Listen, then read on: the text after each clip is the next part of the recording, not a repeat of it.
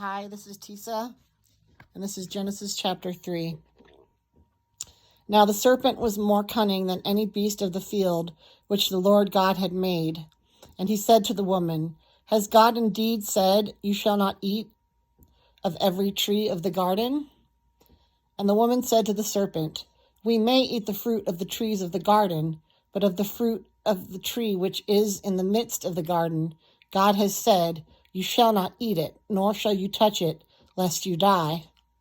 Then the serpent said to the woman, You will not surely die, for God knows that in the day you eat of it, your eyes will be opened, and you will be like God, knowing good and evil.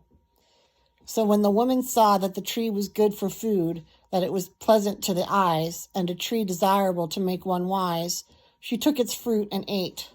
She also gave to her husband with her, and he ate. Then the eyes of both of them were opened, and they knew that they were naked, and they sewed fig leaves together and made themselves coverings. And they heard the sound of the Lord God walking in the garden in the cool of the day. And Adam and his wife hid themselves from the presence of the Lord God among the trees of the garden. Then the Lord called to Adam and said to him, Where are you? So he said, I heard your voice in the garden, and I was afraid because I was naked, and I hid myself. And he said, Who told you that you were naked? Have you eaten from the tree of which I commanded you that you should not eat? Then the man said, The woman whom you gave to be with me, she gave me of the tree, and I ate. And the Lord God said to the woman, What is this you have done? The woman said, The serpent deceived me, and I ate.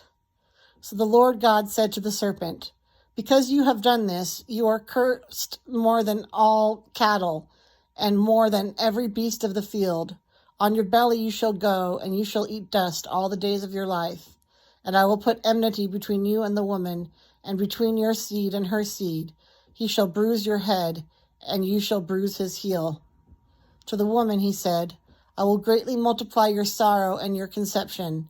In pain you shall bring forth children. Your desire shall be for your husband, and he shall rule over you.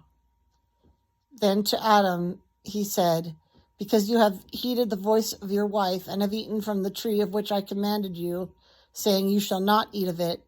Cursed is the ground for your sake. In toil you shall eat of it all the days of your life. Both thorns and thistles it shall bring forth for you.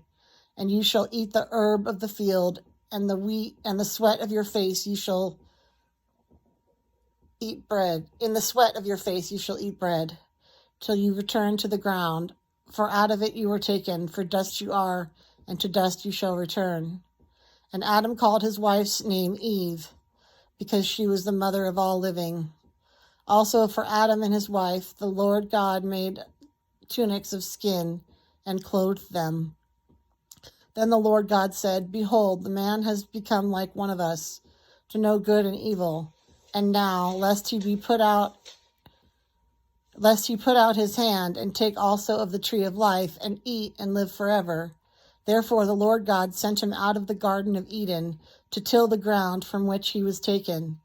So he drove out the man, and he placed cherubim at the east of the Garden of Eden, and a flaming sword which turned every way, to guard the way to the tree of life.